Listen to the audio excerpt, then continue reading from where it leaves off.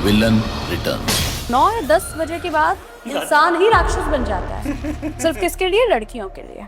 सुनो नारी, सम्मान हो तुम, इस मिट्टी का बलिदान हो तुम, फिर क्यों डरती हो, पल पल मरती हो। क्या भूल गई तुम झांसी की रानी, एक थी नारी लाखों पर भारी। जब तुम ही दुर्गा, तुम ही काली, तो फिर क्यों हो अब तुम अबला नारी। स्त्री की कोई काबिलियत नहीं, वो स्त्री धनुष बाण भी तो चलाती है। बहुत जगह हम देखते हैं कि लड़कियां कहती हैं हमें आज़ादी चाहिए, आज़ादी चाहिए। वो भी कहना था आज़ादी आज़ादी। बहुत आपने सही कहा। फिर किस टाइप की आज़ादी चाहिए? एक्चुअली इसकी आज़ादी की परिभाषा क्या है फिर? फल की चिंता मत करिए, और कर्म ही सर्वश्रेष्ठ है, कर्म ही पूजा है। मैं नहीं मानती इस बात को। महिला की डिलीवरी होती है, उस दौरान पता नहीं कितनी हड्डियां, 206 हड्डियां टूटने का जो दर्द होता है वो एक महिला उस टाइम पर झेलती है। फिर इंसान क्या है? इंसान को कौन सा दर्द हो रहा है? आप मुझे बताइए, क्या दर्द हो रहा है? कुछ भी नहीं। आपने पिताजी को पैदा किया है, पिताजी ने आपको पैदा किया है। धर्म बताएगा कि क्या कर्म है। इतने भी अवतार हुए हैं, उनकी माताएं सिर्फ नारी थी, कोई भगवान नहीं थे। भगवान को जन्म देने की ताकत अगर किसी में है तो वो सिर्फ नारी है। धर्म हमें जय श्री राम, जय श्री कृष्ण और ये सब झंडे लहराना नहीं सिखाता। धर्म हमें सिखाता है कि क्या अच्छा है, क्या बुरा है। अगर किसी महिला से या किसी पुरुष से ये क्वेश्चन पूछा जाए कि आप शादी करना चाहते हैं, एक जवाब होगा नहीं, हमारा बस चले तो हम कभी शादी नहीं करेंगे। लेकिन फूल वाली दुकान पर जाके कहते हैं कि हार चाहिए। यही जीवन की वास्तविकता है कि हम भगवान से जीत नहीं सकते। जो लोग भगवान से तुलना करें वो कितने मूर्ख हैं। सुनते रहते हैं मेंटल पीस होता क्या? हम मेंटल पीस होता क्या है? रात को चैन की नींद आ जाए ना, उस दिन लगता है कि यार आज हम सोए हैं अच्छे से। नींद उड़ चुकी है और वजह क्या है? कुछ नहीं। वजह क्या है? किसी को नहीं पता। आपकी चॉइस है, आप अपने पार्टनर को धोखा दे रहे हैं। उस धोखे की वजह चाहे कुछ भी हो, वजह हो कि आपको बाहर बहुत अच्छा सुकून मिल रहा हो, संतुष्टि मिल रही हो। तो लव मैरिज में पहले तो बहुत चकाचौंध दिखाई देती है, सब कुछ अच्छा अच्छा लगता है। पहले लड़कियों को बहुत ज़्यादा सुपीरियर रखा जाता है, प्रायोरिटी दी जाती है। ऐसे डिटेक्ट हो जाते हैं लड़कियों के ऊपर, फेस उनके ख़राब कर दिए जाते हैं, तेज़ाब डाल दिया जाता है। क्यों? मैं ऐसे लड़कों की साइकोलॉजी जानती हूँ। जब वो लड़की को शादी के जोड़े में देख लेते हैं ना तो वो चले जाते हैं। ये एक तरफा प्यार, बल्कि ये साइकोनेस में आ जाता है। ये मानसिक रूप से विकलांगता शुमार हो जाती है। एक तरफा कहा था मैं प्यार में पड़ गया तो पूरी दिल्ली फूंक दूंगा।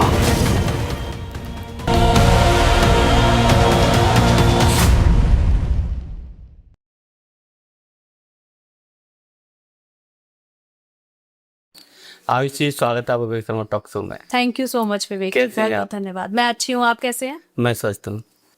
सुनने को मिलता है और देखने को मिलता है सोशल मीडिया पे कि वाइफ कहती है कि हस्बैंड चीट करता है, हस्बैंड कहता है वाइफ चीट करती है। तो इन दोनों में मैन ज़्यादा चीट करता है या वुमेन? देखिए विवेक जी, चीटिंग का तो कोई जेंडर होता ही नहीं है। ओके। क्योंकि चीटिंग ऑप्शन नहीं है, चीटिंग चॉइस है।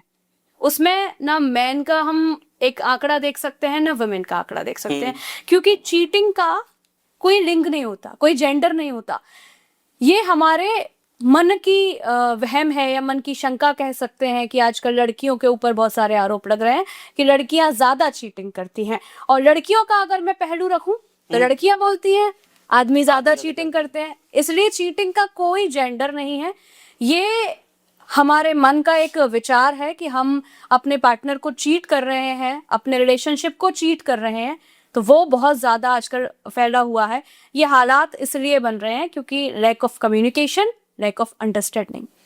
पार्टनर एक दूसरे के साथ अंडरस्टैंडिंग मैच करने के लिए राजी नहीं है। सबसे बड़ा इसका रीज़न, मैं जहाँ तक मैं सोचती हूँ, मैं जानती हूँ और जितना मैंने ऑब्जर्व किया है समाज को, इसका रीज़न ये है कि दोनों लोग आजकल आर्थिक रूप से निर्भर हो चुके हैं खुद पर, और कोई किसी की सुनना नहीं चाहता। इस वजह से चीटिंग का जो ग्राफ है वो लगातार बढ़ता जा रहा है। एक्स्ट्रा मैरिटल अफेयर क्यों हो रहा है, क्यों बढ़ रहे हैं इतनी? वही चीज, एक्स्ट्रा मैरिटल अफेयर भी वही चीज है, चीटिंग हो गई एक तरीके से। उसकी वजह यही है कि एक घर में जब दोनों लोग कमा रहे हैं, दोनों लोग सेल्फ डिपेंड हैं, खुद पर निर्भर हैं, अपनी आर्थिक रूप से निर्भर है, अपना सामाजिक रूप से निर्भर है, हर तरीके से अपने फैसले जब खुद लेना चाहते हैं, तो वो लोग सोचते हैं कि हम क्यों झुके। लेकिन रिश्ते की नींव झुकाव पर निर्भर करती है। रिश्ते की जो नींव होती है, जो बेस होता है, वो तब होता है जब हम एक दूसरे के लिए झुके, एक दूसरे के लिए क्या कहते हैं, एक शब्द है कि एक दूसरे के लिए हम बहुत ज्यादा संपूर्ण भाव से समर्पित हो जाए। वो समर्पण की भावना खत्म होती जा रही है, इसलिए ये चीटिंगनेस, एक्स्ट्रा मैरिटल अफेयर्स बहुत देखने को मिल रहे हैं। अफेयर चॉइस है, सॉल्यूशन नहीं है। ओके। अफेयर सॉल्यूशन कैसे हो सकता है? आप सोचिए, आप किसी को धोखा दे रहे हैं, वो किस चीज का सॉल्यूशन है? वो तो चॉइस हो गई ना। आपकी चॉइस है, आप अपने पार्टनर को धोखा दे रहे हैं। उस धोखे की वजह चाहे कुछ भी हो, वजह हो कि आपको बाहर बहुत अच्छा सुकून मिल रहा हो, संतुष्टि मिल रही हो, लेकिन धोखा चॉइस में आता है, किसी सॉल्यूशन में नहीं आता। सॉल्यूशन तब होता है, एक घड़ी हम तलाक को सॉल्यूशन मान सकते हैं, उसमें वो दोनों अलग अलग हो जाते हैं। सबको दिखाई देता है कि इन लोगों में बन नहीं रही है, एक धागा है जो बीच में से टूट चुका है, उसको हम सॉल्यूशन मान सकते हैं, लेकिन चीटिंग कोई सॉल्यूशन नहीं है। शादी के बाद प्यार क्या खत्म हो जाता है? शादी के बाद प्यार खत्म नहीं होता, प्यार खत्म कर दिया जाता है। कैसे? कभी परिवार की वजह से, कभी समाज की वजह से, या अपने एक ईगो की वजह से। मैन ईगो बीच में आ जाता है, विमेन ईगो बीच में आ जाता है। अगर मैं बात करूं लव मैरिज की, तो लव मैरिज में पहले तो बहुत चकाचौंध दिखाई देती है, सब कुछ अच्छा अच्छा लगता है। पहले लड़कियों को बहुत ज्यादा सुपीरियर रखा जाता है, प्रायोरिटी दी जाती है, लेकिन जैसे ही शादी हो जाती है, अब क्या होता है ना, लव मैरिज में आपकी चॉइस है, आप अपने पार्टनर को धोखा दे रहे हैं।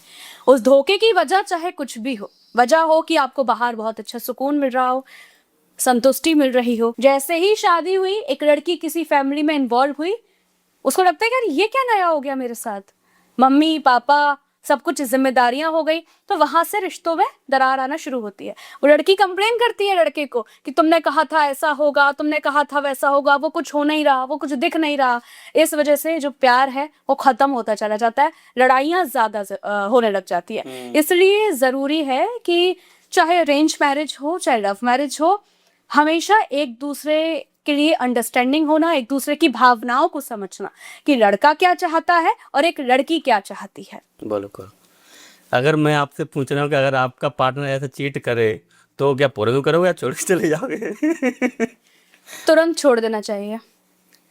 देखिए मेरी बात एक गौर से सुनिए कि हमारा कानून भी बोलता है कि एक मौका सबको देना चाहिए। मैं उस चीज के लिए राजी हूँ, एक मौका देने के लिए राजी हूँ, लेकिन कहीं ना कहीं लड़कियों को मन में ये विचार कर लेना चाहिए कि जो इंसान एक बार आपको धोखा दे सकता है ना, वो बार बार आपको धोखा दे सकता है।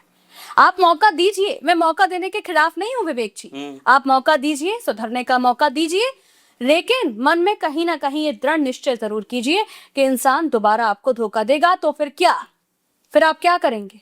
अपने लिए भी एक स्ट्रॉन्ग कॉर्नर होना महिला के लिए, या अगर महिला धोखा देती है तो पुरुष के लिए बहुत जरूरी है। इसलिए मौका दीजिए, लेकिन अपने बारे में भी थोड़ा सा स्वार्थ के साथ सोचना शुरू कीजिए कि अगर हम दोबारा मौका देते हैं और दोबारा हमारा पार्टनर चीट करता है तो तुरंत छोड़ देना चाहिए। तीसरा मौका, दूसरा मौका, कोई गुंजाइश नहीं होती विवेक जी, कोई गुंजाइश नहीं होती। अब आप सोचिए कि लड़कियों से ही क्यों क्षमा की उपेक्षा की जाती है, लड़कों से क्यों नहीं? अब एक लड़का है, चीट कराया, माफी मांगता है कि सॉरी मुझसे गलती हो गई, मुझे माफ कर दो। वो उम्मीद कर रहा है कि लड़की उसे माफ कर दे क्योंकि वो लड़का है। और यही गलती अगर लड़की कर दे, लड़की बाहर चली जाए, चीट कर दे, कुछ भी कर दे, धोखा दे दे, लड़के क्यों माफ नहीं करते हैं? क्यों माफ नहीं करते? लड़कियां ही हमेशा क्यों माफ करें? लड़कियां ही क्यों हमेशा मौके दें?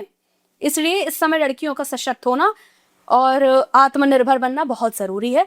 मौके दीजिए, अगर आप बहुत ज्यादा प्यार करती हैं, मौके देने में कोई बुराई नहीं है, लेकिन मेरा मानना यह है कि दूसरे से ज्यादा अपने आप से प्यार कीजिए। दोबारा मौका दे दिया, फिर आप कहाँ की रह जाएंगी? इंडिपेंडेंट बनना मजबूरी है या फिर चॉइस?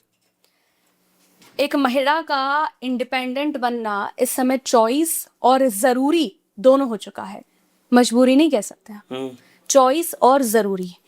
देखिए चॉइस इसलिए है क्योंकि एक आत्मनिर्भर महिला की ही समाज में बोलबाला है, उसकी ही सुनी जाती है।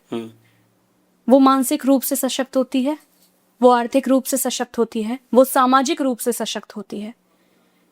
और जरूरी इसलिए है कि जब वो पैसा कमाएगी, जब वो आत्मनिर्भर हो चुकी होगी, तो वो अपने फैसले खुद ले सकती है। चाहे वो फैसला समाज का हो, चाहे वो मानसिक रूप से फैसला हो, चाहे वो शादी का फैसला हो, चाहे वो घर परिवार का फैसला हो। इसलिए आजकल एक महिला का आत्मनिर्भर होना बहुत जरूरी है। क्योंकि विवेक जी, आप सोचिए, हमारी महिलाओं को कितना सरवाइव करना पड़ता था पहले, पिटना पड़ता था, रोना पड़ता था। वजह क्या थी? क्योंकि वो सिर्फ पैसा नहीं कमा रही है। आज भी जो महिलाएं पैसा नहीं कमा रही हैं, उन्हें एक ताना देखने को या ताना सुनने को मिल जाता है, तुम करती क्या हो पूरे दिन, घर में ही तो रहती हो, क्या काम है तुम्हारे पास। लेकिन जो महिला पैसा कमा कर ला रही है, किसी की मजाल नहीं है बोल जाए।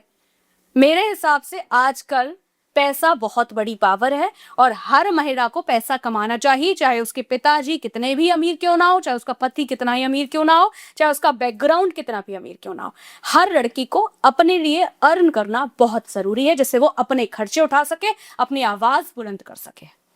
अगर कोई एक महिला हाउस वाइफ है और एक काम करती है, इन दोनों में मतलब रिस्पेक्ट किसको ज़्यादा मिलती है? ऑब्वियसली जो कमाती है। ये नजरिया मैं बता रही हूँ समाज का, ये समाज का नजरिया है। जो महिला ज्यादा कमाती है, जो महिला अर्न करती है, अपने खर्चे खुद उठाती है, उसको इज्जत ज्यादा दी जाती है। उस महिला के अनुसार मतलब उस महिला के मुताबिक जो महिला घर में गृहस्थी संभाल रही होती है, घर में काम कर रही होती है, बच्चे पाल रही होती है, क्योंकि अंत में उसे सिर्फ और सिर्फ यही सुनने को मिलता है, भाई हम कमा के ला रहे हैं, सिर्फ तुम बैठी हुई खा रही हो। हम कमा के ला रहे हैं, तुम करती क्या हो? बच्चों को स्कूल भेजना, बच्चों को तैयार करना, यही तो करती हो। खाना बनाना तुम्हारा काम क्या है? अगर गृहस्थी वाली महिला की, विवेक जी, लिस्ट निकाल के मैं तैयार कर दूं ना, रोंगटे खड़े हो जाएंगे कितना काम करती है एक अकेली महिला। गृहस्थी वाली महिला ज्यादा काम करती है कमाऊ महिला से, लेकिन उसकी कोई वैल्यू नहीं है। वैल्यू किस पर्पस से नहीं है? सिर्फ वो पैसा नहीं कमा रही है, इस पर्पस से नहीं है।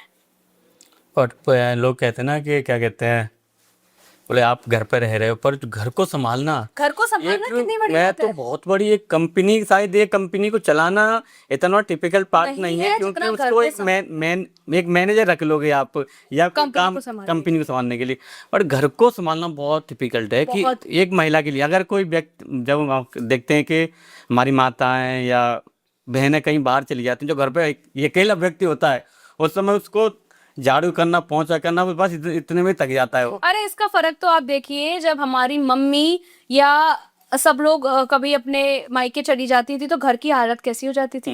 क्या कभी पापा संभाल पाए घर को? क्या कभी भैया संभाल पाया घर को? सब्जी बनाना, रोटी बनाना, फिर लड़कियों को ही अंत में करना पड़ा। एक्चुअली सबसे बड़ा रीजन क्या है कि महिलाओं को मेंटली स्लेव बना दिया गया है कि रोटी बनाना महिलाओं का काम है, कपड़े धोना महिलाओं का काम है। अब आप एक उदाहरण मैं आपको देती हूँ। आप हैं, आपकी वाइफ है, आपका बच्चा भगवान ना करे कल को बीमार है, थोड़ा सा वायरल है या फीवर है, आप बिना टेंशन के ऑफिस चले जाएंगे। लेकिन एक महिला बिना टेंशन के ऑफिस नहीं जा पाएगी। उसको पूरे दिन ऑफिस में यही टेंशन लगी रहेगी, मेरा बच्चा बीमार है, दवाई खाई नहीं खाई, वो अकेला क्या कर रहा होगा। आप नहीं सोचेंगे जितना एक महिला सोचेगी, क्योंकि महिलाओं ने अपने आप को मेंटली स्लेव कर लिया है। महिलाओं ने खुद सोच लिया है कि ये हमारे काम है, ये हमें करने हैं। क्यों भाई? दोनों को क्यों नहीं करने? क्यों दोनों लोग बच्चों के बारे में नहीं सोच रहे? जब बच्चा पैदा दो लोग साथ में करते हैं, तो सिर्फ महिलाओं को ही ये चीजें क्यों सौंप दी गई है, क्यों थोप दी गई है कि ये आपका काम है? ये फर्क होता है। और सबसे बड़ी चीज, जब एक आदमी नौकरी पर जाता है, उसे आके घर का काम नहीं करना पड़ता, उसे आके पानी का गिलास मिल जाता है, चाय का कप मिल जाता है। जब एक लड़की घर से निकलती है कमाने के लिए, उस लड़की को घर पर आके भी काम करने होते हैं। बच्चे के लिए खाना बनाना होता है, सफाई करनी होती है, खुद चल के पानी का गिलास भरना होता है, फिर पीना पड़ता है, चाय खुद बनानी पड़ती है, पूरे परिवार के लिए भी और अपने लिए भी। ये फर्क होता है एक महिला और पुरुष के काम में। और तब भी समाज क्या कहता है, महिलाएं करती क्या है? समाज में महिलाएं करती क्या है, ये सुनने को मिलता है। बहुत दुख होता है, बहुत बुरा लगता है ये सुन के, जब महिलाओं को कम आंका जाता है उनकी क्षमताओं से। बहुत बुरा लगता है विवेक जी। अगर कोई व्यक्ति वन साइड लव है और क्या कहते हैं, अगर उनको लगता है कि नहीं प्यार सही है या हमारा टाइम वेस्ट हुआ, तो आप उसको किस नजरिए से देखते हैं? वन साइडेड लव ठीक है, वो तब तक ठीक है जब तक हमारा प्यार हम दूसरे पर थोप नहीं रहे हो।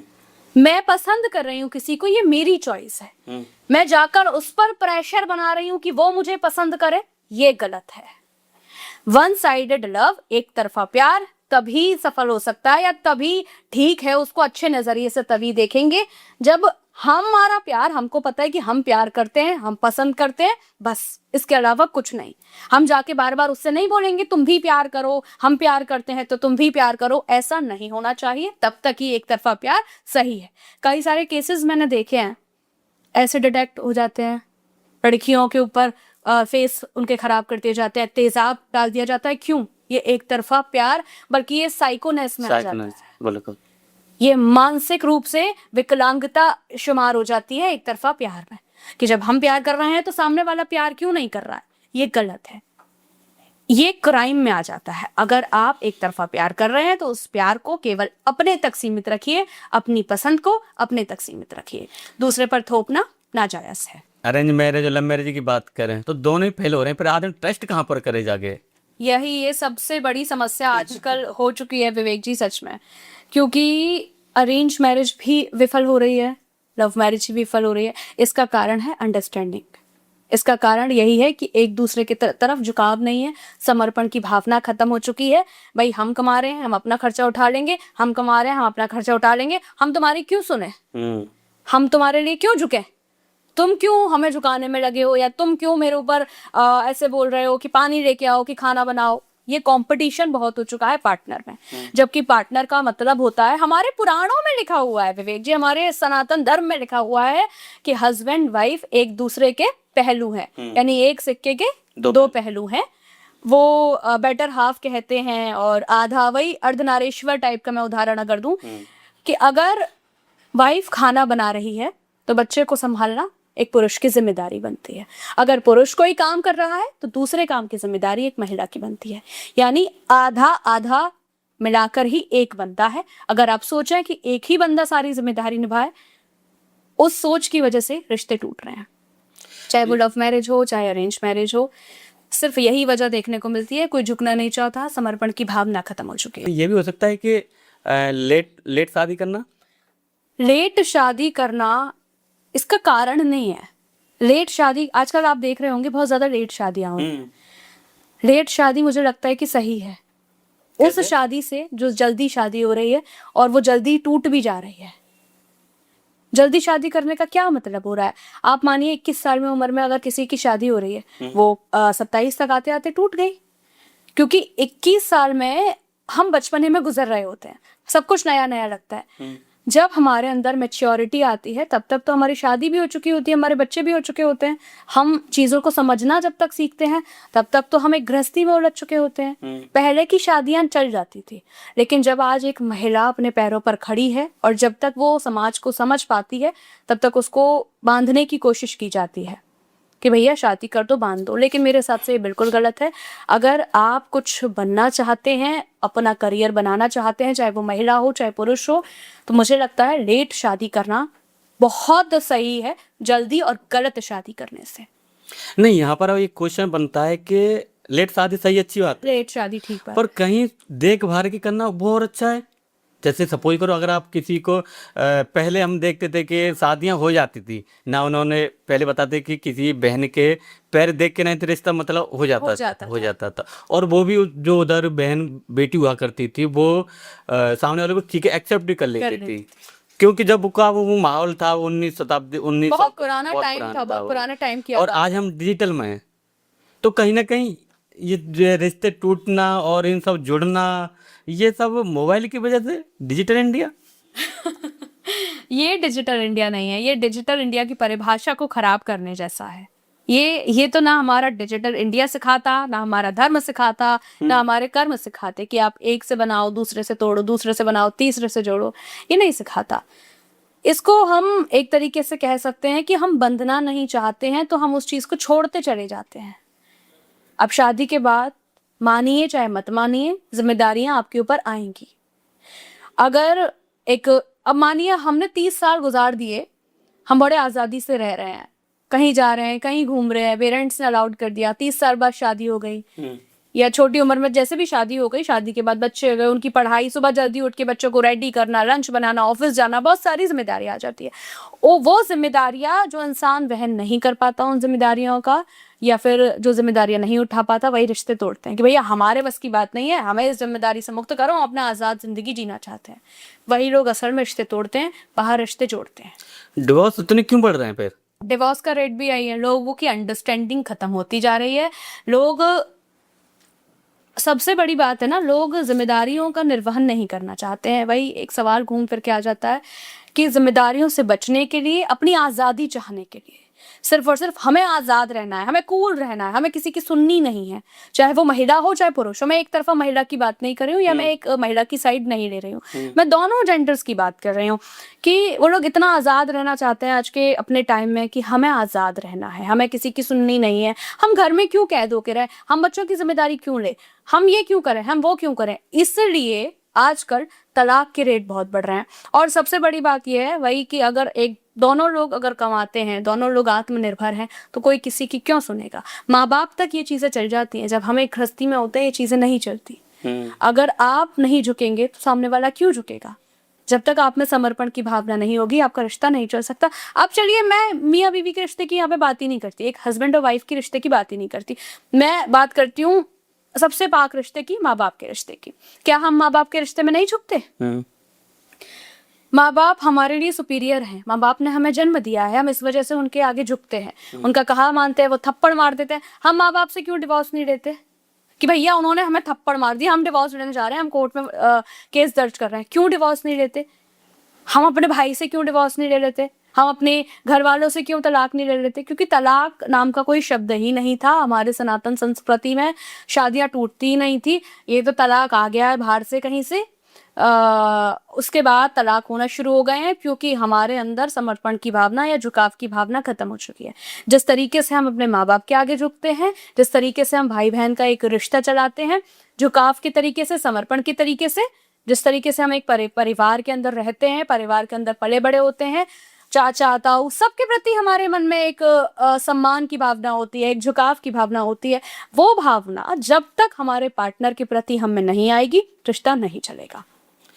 अगर कोई व्यक्ति शादी नहीं करता है तो क्या सोसाइटी उसको एक्सेप्ट नहीं करेगी क्या? अभी तक तो नहीं करती है। बट ये गलत तो है नहीं, कहीं बहुत चॉइस है।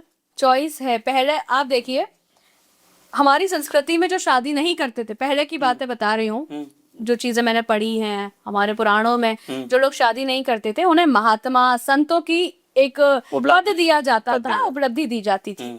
आजकल जो शादी नहीं करता उसको तो घर में घुसाना लोग पसंद नहीं करते हैं।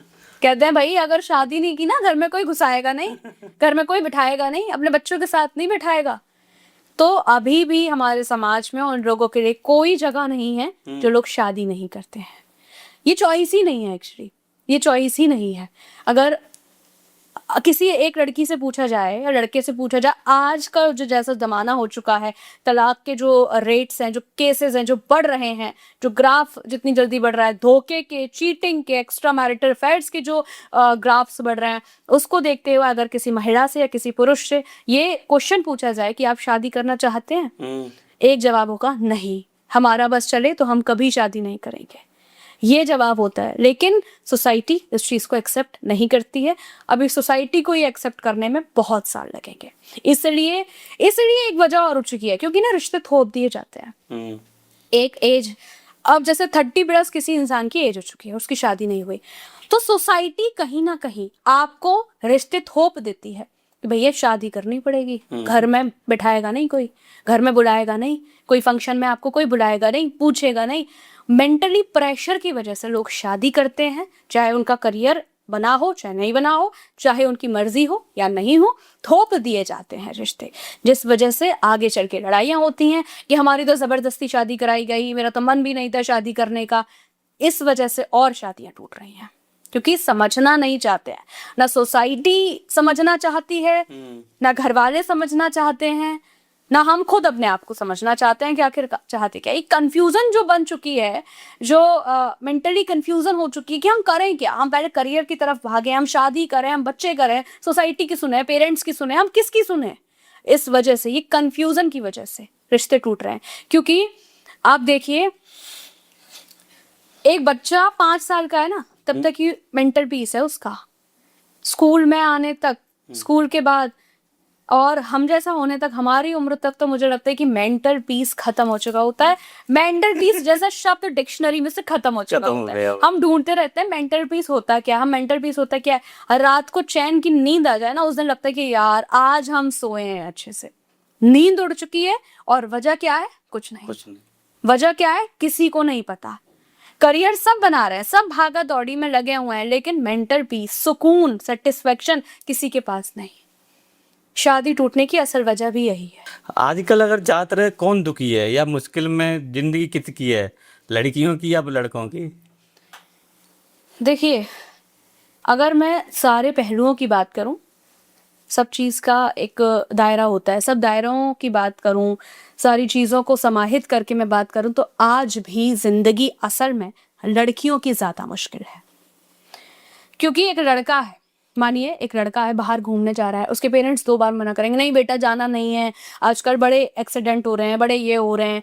बच्चे को, लड़के को हवाला जो दिया जाएगा वो दिया जाएगा कि ऐसी ऐसी घटनाएं हो रही हैं, एक्सीडेंट्स हो रहे हैं, दोस्त यार जो हैं वो झूठ बोल जाते हैं, दोस्त यार धोखा दे देते हैं, लेकिन फिर भी उसको भेज दिया जाएगा। लड़का घूमने जा सकता है, लेकिन आज भी लड़कियों को अलाउड नहीं है। लड़कियों को 9 बजे के बाद उसके पेरेंट्स निकलने नहीं देते हैं, मना करते हैं, रात में राक्षस घूम रहे हैं। और वाकई में इंसान, मुझे लगता है ये 9 या 10 बजे के बाद इंसान ही राक्षस बन जाता है। सिर्फ किसके लिए? लड़कियों के लिए। जैसे वो एक मेरे को याद आया, एक मैंने वीडियो देखा था, रील जी जैसा भी दशहरा आ रहा है ना, जी। तो लोग रावण को जलाते हैं, जी।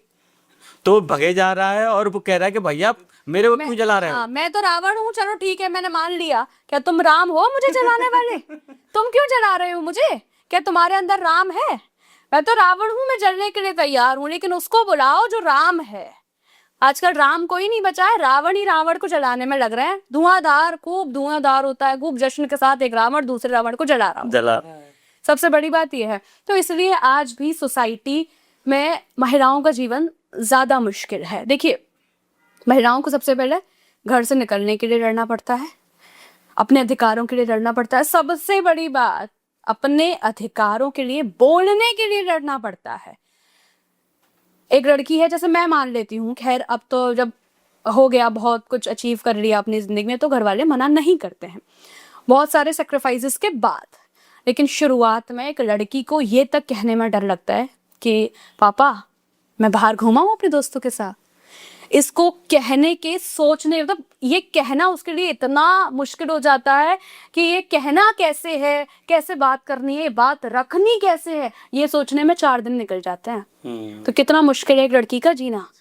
और फिर शादी के बाद देखिए, शादी से पहले माँ बाप की सुनती है लड़की, शादी के बाद पति की, फिर बाद में बच्चों की। लड़की का जीवन क्या बच रहा है?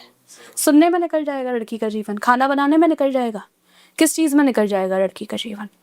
इसलिए मैंने एक लिखी भी थी, कुछ कविता लिखी थी इस पर। जी प्लीज बताइए। मैं प्लीज एक सुनाना चाहूंगी। जी जी कि क्योंकि लड़कियों का जीवन इतना खराब हो चुका है और इतना मुश्किल में गुजरता है कि डर लगता है शादी वगैरह करने में, उस पर लिखी थी। और जो लड़कियों को मारा जाता है, सम्मान नहीं दिया जाता है, और एक तरफ तो लड़कियों को देवी बना के पूजा जाता है, दूसरी तरफ उनको जला दिया जाता है, घर में अग्निकांड हो जाता है। तो उस पर लिखी थी, सुनो नारी सम्मान हो तुम, इस मिट्टी का बलिदान हो तुम, फिर क्यों डरती हो, पल पल मरती हो, क्या भूल गई तुम झांसी की रानी, एक थी नारी लाखों पर भारी, जब तुम ही दुर्गा तुम ही काली, तो फिर क्यों हो अब तुम अबला नारी।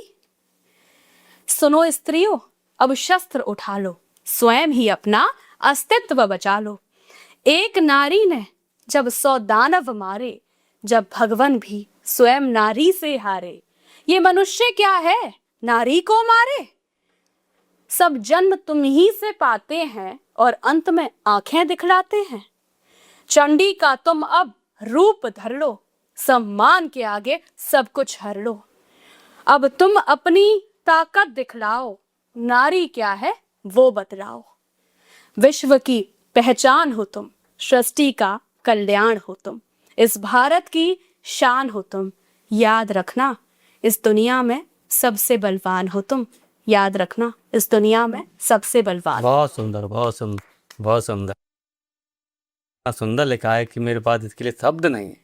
ये जब हम झेलते हैं इस चीज को ना, ये शब्द अपने आप बन जाते हैं जब लिखने को होते हैं कि आज की लड़की क्या झेल रही है, क्या वो फेस कर रही है। तो ये वही कविता है। ये एक्चुअली कविता नहीं, ये लड़कियां आजकल अपनी जिंदगी में कितना कुछ फेस कर रही हैं, ये वो शब्द थे विवेक जी। बिल्कुल। नहीं, जैसे आपने ये जो दर्द लिखा है ना, ये जितना आपने बताया कि इतना दर्द, इतना चीज़ों को लेके आप यहाँ तक पहुँचे, इतना आपने करियर बनाया, वो आपने पूरा जर्नी को देखा भी, इतनी जर्नी को जो छोटी जब हुई है बिल्कुल, उसको उसमें भी आपने इतना बहुत सुंदर लिखा। बहुत सारे फेस करने पड़ते हैं, बहुत सारे सेक्रीफाइसेस करने पड़ते हैं। निकलने हमें घर से निकलने में भी 100 बार पूछा जाता है कहाँ जा रही हो। तो ये वो दर्द है कि मतलब आप सोचिए एक लड़की कितनी बलवान है जो पुरुष को जन्म दे रही है, जो इस सृष्टि की जननी है। आप उसको आंखें दिखा रहे हो, लास्ट में आंखें दिखाते हैं भाई उसी नारी को जिसने जन्म दिया आपको। बहुत बड़ी बात है। मुझे लगता है कि नारी का सम्मान आजकल पुरुष नहीं बल्कि इस पूरे विश्व को करना चाहिए, क्योंकि नारी में भगवान ने वो गुण दिया है। नारी मनुष्य पैदा कर सकती है, नारी के बिना पुरुष कुछ नहीं है, आप अगर सोचें तो। बिल्कुल। इस वजह से ये पूरे वो शब्द है, ये वो भरकर आए हैं। अगर किसी का पार्टनर सपोर्टिव है तो क्या वो शादी चल सकती है? बहुत, बिल्कुल, बहुत अच्छे से चल सकती है।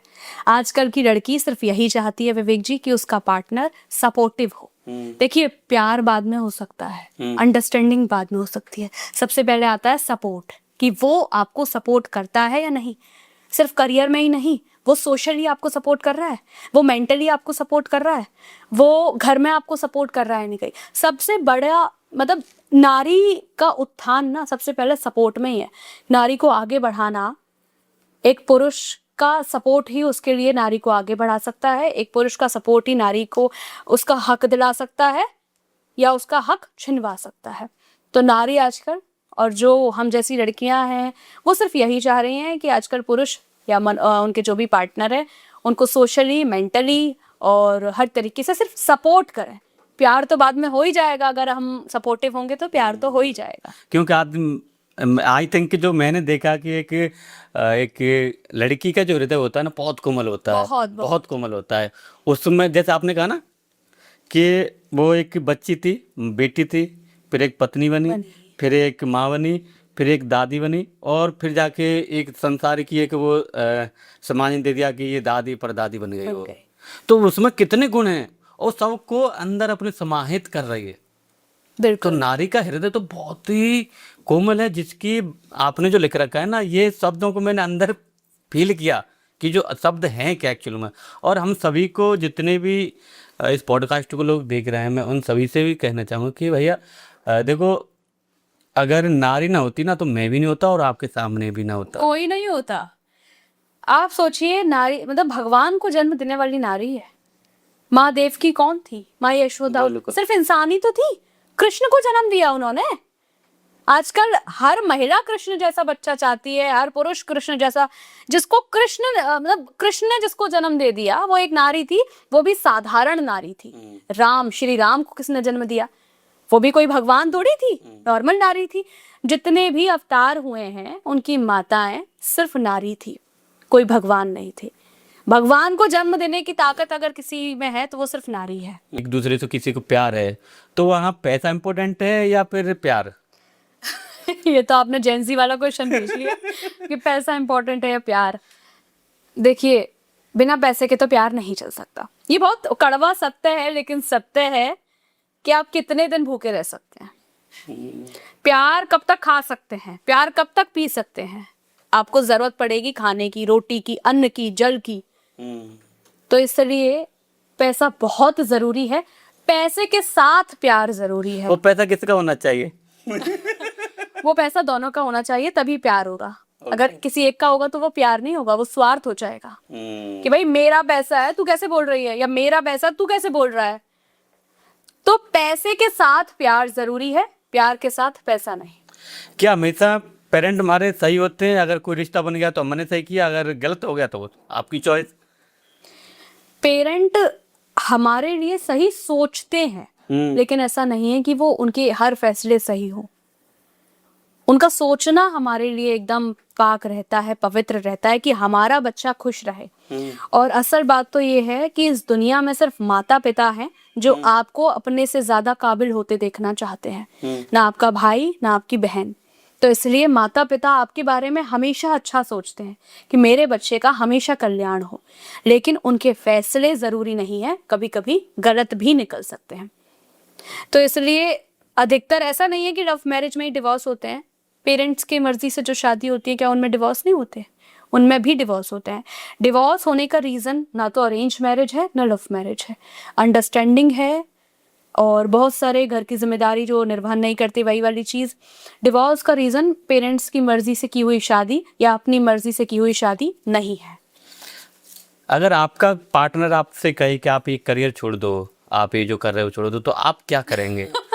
तुरंत छोड़ दो, तुरंत छोड़ दो उस व्यक्ति को जो ये कह रहा है कि आपका करियर छोड़ दो। कितनी बड़ी बात है। वो व्यक्ति अगर आपसे प्यार नहीं कर रहा है तभी इतनी बड़ी बात बोल रहा है कि करियर छोड़ दो।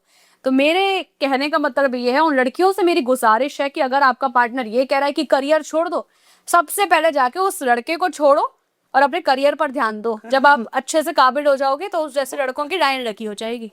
बहुत सही बात की आपने। आपके लिए धर्म क्या है? बिलीव, हैबिट या आइडेंटिटी? देखिए, धर्म को बयां करना तो हमारे संतों की भी बस की बात नहीं थी। मैं तो एक मनुष्य हूँ। धर्म क्या है?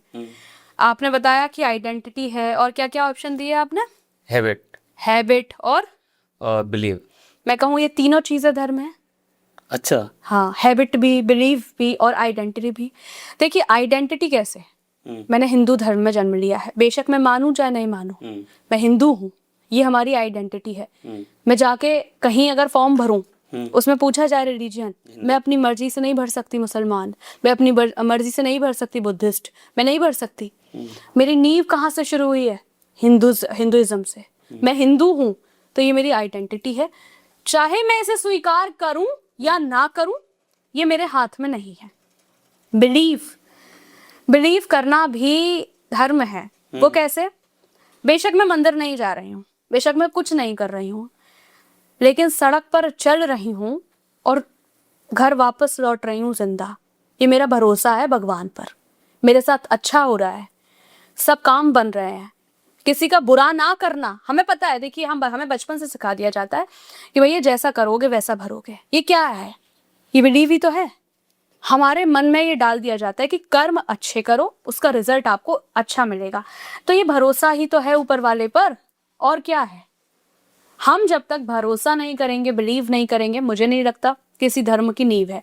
मैं बिल्कुल छोड़ दूं कि यार कुछ नहीं रखा, धर्म में कुछ नहीं रखा, कुछ भी नहीं, तो क्या मेरी जिंदगी सरवाइव करेगी?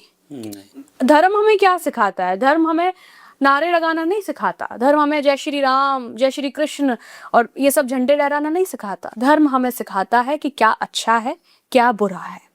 धर्म हमें बचपन से ये सिखा दिया जाता है कि देखो बेटा, आपने हिंदू धर्म में जन्म लिया है, हमारे हिंदू धर्म में एक मच्छर तक को मारना पाप कहलाता है। मच्छर को मारने में 100 बार सोचते हैं, चलिए मच्छर को फिर भी मार देते हैं। चींटी का ऊपर पैर रख जाए, कितनी बार माफी मांगते हैं, भगवान आज चींटी मर गई हमसे, भगवान चींटी मर गई। ये हमारा धर्म है। हम कहीं से पढ़ाई नहीं कर रहे इस चीज की, ये हम कहीं से सीख नहीं रहे हैं, ये हमें कोचिंग नहीं दी जा रही है। ये हमारे भाव हैं जो धर्म से जुड़े हुए हैं। और क्या एक और दिया था आपने? हैबिट भी है ये। हम किसी को मार नहीं रहे, किसी के साथ बुरा नहीं कर रहे हैं, ये हमारी हैबिट है।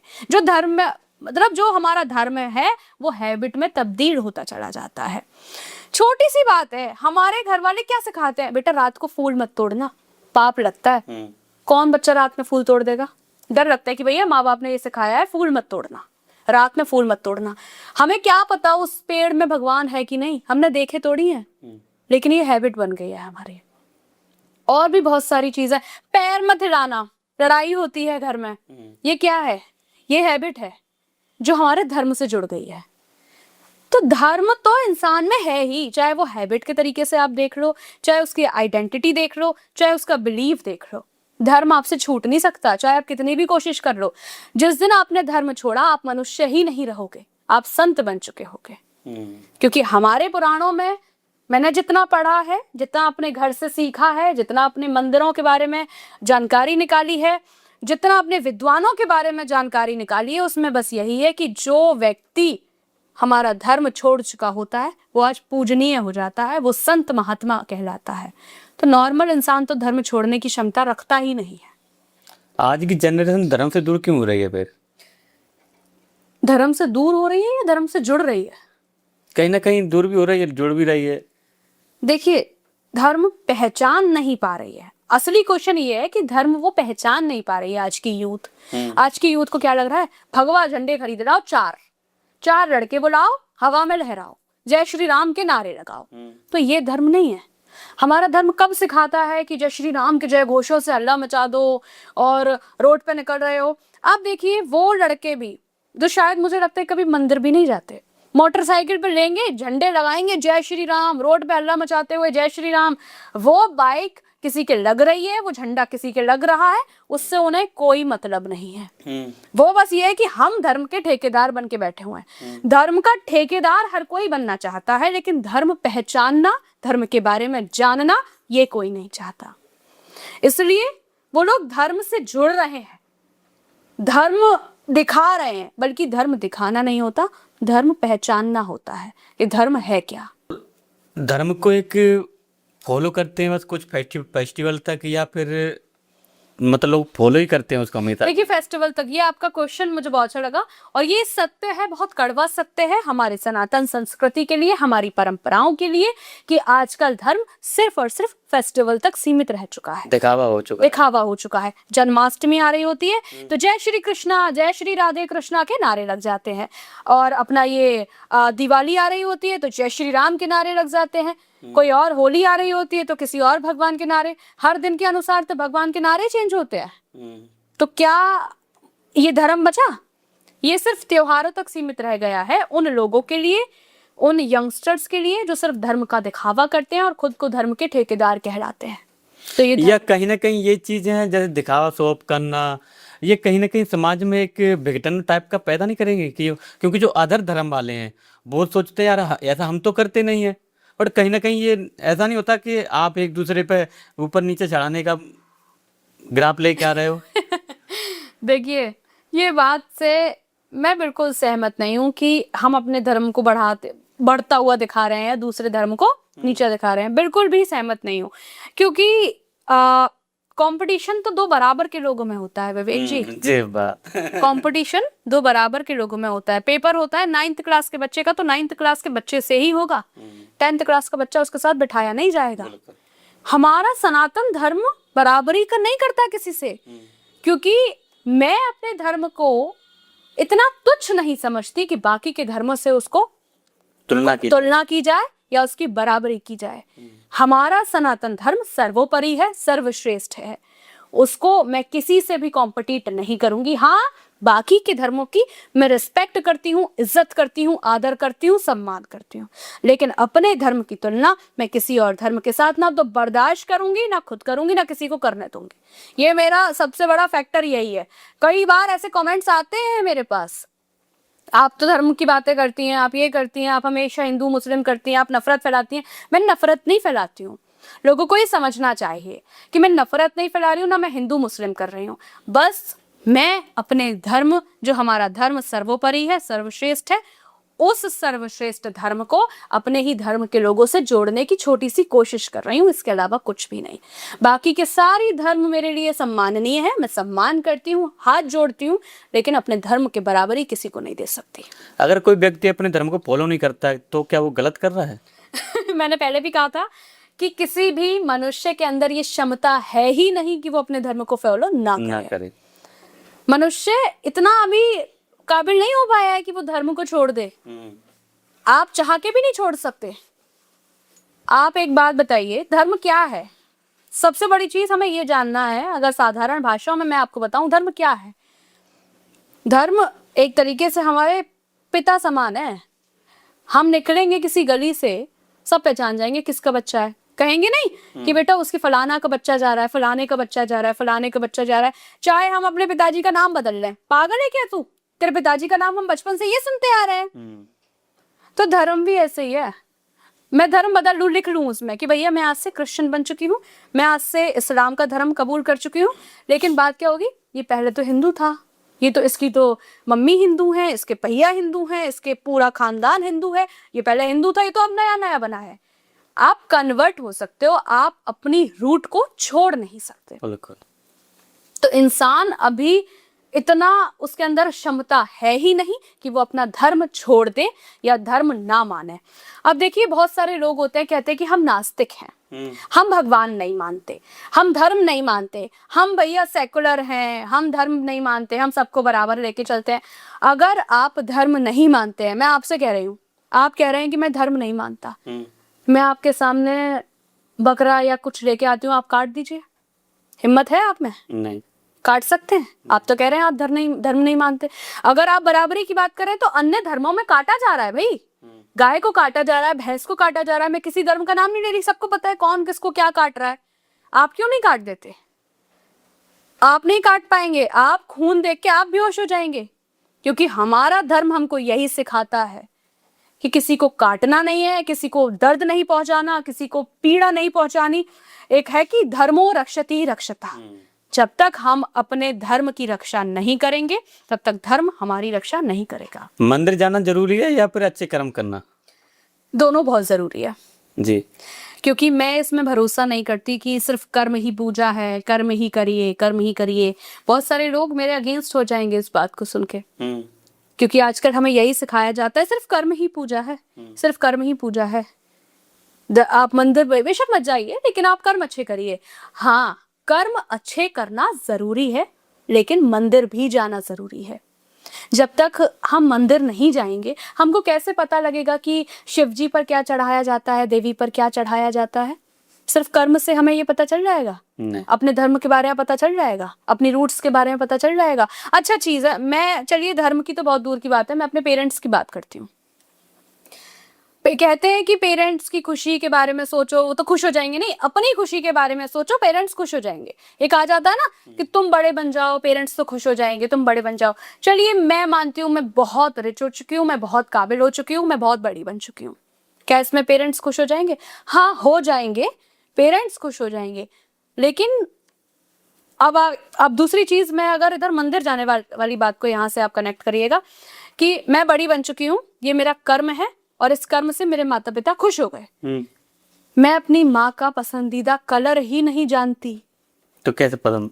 मैं अपने पिताजी के बारे में नहीं जानती कि मेरे पिताजी को क्या पसंद है, मैं ये नहीं जानती कि वो दोनों कहाँ घूमने की इच्छा रखते हैं। इसलिए मंदिर जाना जरूरी है। ये मैं आपको कनेक्ट करवा रही हूँ उन लोगों को कि जब तक हम अपने माता पिता से जुड़ेंगे नहीं, तब तक मुझे नहीं पता होगा कि मेरी मम्मी को रेड कलर पसंद है, मेरे पिताजी यहाँ घूमने के लिए इच्छुक है।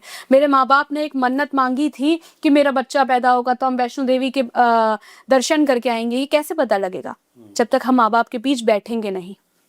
सिर्फ बड़े बनने से कुछ नहीं होता, सिर्फ अच्छे कर्म करने से कुछ नहीं होता। मंदिर जाना, अपनी रूट्स को जानना, अपने धर्म और अपनी संस्कृति के बारे में पता होना बेहद जरूरी है। स्पिरिचुअल होना और रिलीजियस होना, दोनों में अंतर तो है, लेकिन दोनों ही एक सिक्के के दो पहलू हैं। रिलीजियस होना कि हम पूजा पाठ कर रहे हैं पूरे दिन, पूजा पाठ हमारा रिलीजियन दर्शाता है, हम किस पद्धति से पूजा कर रहे हैं, पाठ कर रहे हैं, हम हनुमान जी की कर रहे हैं कि दुर्गा जी की पूजा कर रहे हैं, ये हमारा रिलीजियन है। स्पिरिचुअल ये है कि हमारा रिलीजियन मानवता सिखाता है, हमारा रिलीजियन किसी को मारना नहीं सिखाता। ये स्पिरिचुअलिटी है कि हम आत्मा से ये स्वीकार कर रहे हैं कि हमारा धर्म क्या सिखाता है, ये स्पिरिचुअलिटी है। तो रिलीजियस होना और स्पिरिचुअल होना, दोनों में ये अंतर है कि आप मंदिर जाके भगवान की पूजा कर रहे हैं, हनुमान चालीसा पढ़ रहे हैं, ये आप रिलीजियस हैं, आप शिव जी को मान रहे हैं, हर सोमवार व्रत रख रहे हैं, ये आपका रिलीजियन है, आप रिलीजियस हैं। लेकिन आप किसी भी प्राणी को, किसी भी मनुष्य को, किसी को भी तकलीफ नहीं पहुंचा रहे हैं, ये आपकी स्पिरिचुअलिटी है। आप घर से कदम जब निकाल रहे हैं तो भगवान का नाम लेकर निकल रहे हैं। भगवान मेरा काम प्लीज करवा देना, चाहे वो मजाक में, हे भगवान प्लीज ये काम करा देना, हे भगवान मैं सफल हो जाऊं। ये स्पिरिचुअलिटी है कि हम भगवान पर भरोसा कर रहे हैं। ये अंतर है। कर्म और किस्मत में क्या अंतर है? अंतर नहीं है इसमें, लेकिन दोनों की अपनी अलग अलग महत्वता है, दोनों की अलग अलग इम्पोर्टेंस है। देखिए कई सारे ऐसे लोग होते हैं, बहुत मेहनत करते हैं, बहुत मेहनत करते हैं, पूरी जिंदगी उनकी मेहनत में निकल जाती है, लेकिन जब तक किस्मत साथ नहीं देगी। किस्मत क्या है, सबसे पहले हमें ये समझना पड़ेगा। दो तरीके के घर में बच्चे होते हैं, माँ बाप तो एक ही है, भगवान तो एक ही है, लेकिन बच्चे बहुत सारे हैं। उन बच्चों में माँ बाप का प्यारा, सबसे ज्यादा प्यारा या तो सबसे बड़ा बेटा होता है या सबसे छोटा बच्चा होता है, जिस पर ज्यादा लाड़ प्यार किया जाता है। ठीक है, ऐसे ही भगवान एक ही है, भगवान के बच्चे बहुत सारे हैं। भगवान का स्पेशल आशीर्वाद किस पर है? वो किस्मत है, वो है किस्मत असल। क्योंकि आप मेहनत कर रहे हैं, लगातार मेहनत कर रहे हैं। अब घर में देखिए 3 बच्चे हैं, माँ बाप किसकी मनपसंद का खाना बनाते हैं? जिस बच्चे से वो सबसे ज्यादा प्यार करते हैं। एक बच्चा बोलते बोलते कह जाएगा मम्मी आज दाल चावल बना लो प्लीज, बहुत मन कर रहा है दाल चावल। वो बनेंगे कब? जब छोटा वाला बच्चा कह देगा मम्मी आज दाल चावल बना लो। तो ये ऐसा नहीं है कि माँ बाप भेदभाव कर रहे हैं, ये माँ बाप किसी छोटे बच्चे से या तो वो फर्स्ट बच्चा होता है, अक्सर मैंने देखा है, या तो वो बच्चा होता है जिसने एक स्त्री को, एक पुरुष को माँ बाप बनने का सौभाग्य दिया है, या सबसे छोटा बच्चा। तो ऐसे भगवान का होता है आशीर्वाद। लक, किस्मत, डेस्टिनी, वो भगवान का आशीर्वाद है। आप कितनी मेहनत कर रहे हैं, क्या कर्म कर रहे हैं, यह आपके ऊपर है। क्योंकि कई बार ऐसा हमने देखा है कि इंसान मेहनत करता चला जाता है, पूरी जिंदगी भर वो मेहनत करता है, लेकिन जब तक उस पर भगवान का आशीर्वाद नहीं है, जब तक उसकी किस्मत साथ नहीं दे रही है, 70% कर्म और 30% किस्मत, ये दोनों मिल जाते हैं तो आपका सितारा पहुंच जाएगा डायरेक्ट आसमान में। वरना आप सिर्फ मेहनत करते रह जाइए। किस्मत अगर साथ नहीं देती कुछ नहीं होता। मैं बहुत मानती हूँ डेस्टिनी को, बहुत मानती हूँ मैं, बिल्कुल बहुत। भगवान का आशीर्वाद है डेस्टिनी, और कुछ नहीं है, कुछ अलग से कुछ प्रोडक्ट नहीं आ रहा आपके पास। ये डायरेक्ट आपका भगवान के ऊपर आशीर्वाद है कि आप भगवान के फेवरेट है। कई बार आपने सुना होगा लोगों को ये कहते हुए, विवेक जी, कि हमारे काम तो सारे बन जाते हैं, चाहे हमारे पास पैसा हो या नहीं हो, भगवान की कृपा से हमारे काम हो जाते हैं, हमारे काम नहीं रुकते। तो वो क्या है? वो किस्मत ही तो है, वो आशीर्वाद ही तो है। तो किस्मत कोई अलग से प्रोडक्ट नहीं है कि लाके जोड़ दिया जाए वो किस्मत है, नहीं, भगवान का आशीर्वाद ही किस्मत है। फेमिनिज्म क्या है और इसको आप कैसे देखते हैं? बहुत सारे लोग बहुत कंफ्यूज होते हैं इसमें, बहुत। मतलब मुझे लगता है कि समाज का सबसे बड़ा सवाल आपने पूछ लिया कि फेमिनिज्म क्या है। फेमिनिज्म इक्वालिटी है। जो महिलाएं जो चाहती हैं फेमिनिज्म क्या होना चाहिए, वो मैं आपको आज बता रही हूँ। फेमिनिज्म इक्वालिटी होनी चाहिए, बराबरी का हिस्सा होना चाहिए, क्योंकि महिला और पुरुष एक सिक्के के 2 पहलू होते हैं। अब क्या है, हमारे समाज में महिलाओं को ये कह के रोक दिया जाता है कि भैया हम तो तुम्हें देवी मानते हैं, तुम इंसान बनने की कोशिश क्यों कर रही हो? तुम तो हमारे धर्म में देवी हो, पूजने लायक हो, तुम तो हमारी लक्ष्मी हो, सरस्वती हो, तुम दुर्गा हो, तुम काली हो। हम कह रहे हैं ठीक है, एक महिला सारे अवतार ले लेती है, लेकिन समाज के तौर पर उसको देवी बनाकर उसका अपमान करना, ये तो मुझे नहीं लगता सही है। तो इसलिए आजकल सबसे बड़ी जो महिलाओं की जो डिमांड है, जो अपेक्षा बन चुकी है समाज से, जो चाहती है, वो ये चाहती है कि बराबरी का हिस्सा। हमें प्लीज देवी ना बनाया जाए, हमें इंसान बनाया जाए, हमें मानव समझा जाए। अच्छा, एक मैं आपसे पूछना चाहती हूँ, कई बार आपने कहानियां पढ़ी होंगी विवेक जी, कई बार कि बहुत सारी कहानियां हमें जब सुनाई जाती हैं, पुरानी प्राचीन कथाएं, कि एक ब्राह्मण आ रहा होता है, एक शूद्र आ रहा होता है, एक विद्वान आ रहा होता है, एक क्षत्रिय आ रहा होता है, और एक स्त्री आ रही होती है। क्या नोटिस किया आपने कि स्त्री केवल स्त्री है, स्त्री की कोई काबिलियत नहीं। वो स्त्री धनुष बाण भी तो चलाती है, वो स्त्री, उसमें कोई विशेषता होगी, आपने उस विशेषता का अलंकार उसके साथ क्यों नहीं जोड़ा? आपने सिर्फ ये कहकर उसको क्यों बुलाया कि वो स्त्री है? अच्छा, ब्राह्मण हो गया, कलाकार हो गया, शूद्र हो गया, ये सब किस में आते हैं? ये पुरुष नहीं है? इनकी आपने उपलब्धि गिना दी, किताबों में भी, कविताओं में भी इनकी उपलब्धता आपने गिना दी कि भैया वो ब्राह्मण आ रहा है, वो क्षत्रिय आ रहा है, वो शूद्र आ रहा है, वो कलाकार आ रहा है, वो गायक आ रहा है। एक स्त्री वहां से आ रही होती है तो वो मामूली स्त्री है? ये चाहती है एक स्त्री कि स्त्री को अब बराबर का अधिकार मिले, उसकी उपलब्धता उसको गिनाई जाए या उसको सम्मानित की जाए। अगर एक स्त्री घर में भी अच्छा काम कर रही है तो उसको केवल मात्र स्त्री ना समझकर कुछ तो भाई उसको सम्मान करो। अगर एक स्त्री पायलट है तो उसको स्त्री मत बोलो। और कहा जाता है कि भाई एक लड़की पायलट बन गई यार, क्यों? इसमें चौंकने वाली बात क्या है? सही बात है। चौंकने मतलब लड़की के क्या 4 हाथ है या 1 हाथ कम है या 6-7 हाथ है? मुझे यही समझ नहीं आता बहुत कि यार लड़की प्लेन चला रही है, लड़की ये वाला प्लेन चला रही है, क्यों नहीं चला सकती? और लड़कियां तो आदमी से, मनुष्य से ज्यादा क्या कहते हैं, ताकतवर हैं। ज्यादा सहनशीलता सबसे ज्यादा मनुष्य नारी में होती है, रिपोर्ट्स के अनुसार, साइंस के अनुसार। आप समझते हैं, एक रिपोर्ट आई थी कि जब महिला की डिलीवरी होती है उस दौरान पता नहीं कितनी हड्डियां, 206 हड्डियां टूटने का जो दर्द होता है वो एक महिला उस टाइम पर झेलती है। फिर इंसान क्या है? इंसान को कौन सा दर्द हो रहा है? आप मुझे बताइए, क्या दर्द हो रहा है? कुछ भी नहीं।